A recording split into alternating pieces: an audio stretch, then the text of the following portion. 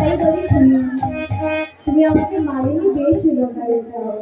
বেশ এই বলে বাবা কি করেছে না, মালিনী বেশ নয় আমার অন্তরে কালিতে ফেরে মালিনী বেশ উপকারে দিয়েছে।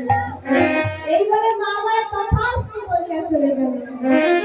আর অপরদিকে বৃন্দরূপী কি করছে, প্রাণ গোবিন্দকে সাজাচ্ছে। তাহার ফাড়া চূড়া মহলা পাশি ভাবেই রেখে সাজাচ্ছে কেমন করে, আমি সাজাবো তোমারে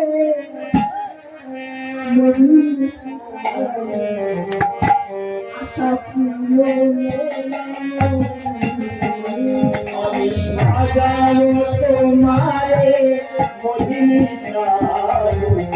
আশা ছিল মনে মনে সাজাবো তোমারে মহিনী সাজাবো তোমারে মহিনী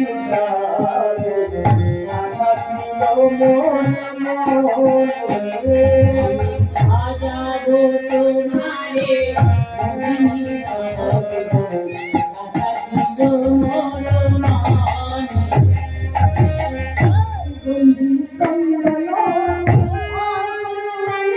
আশা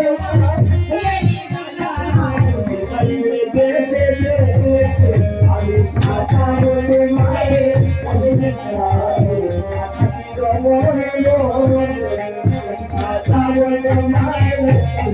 Oh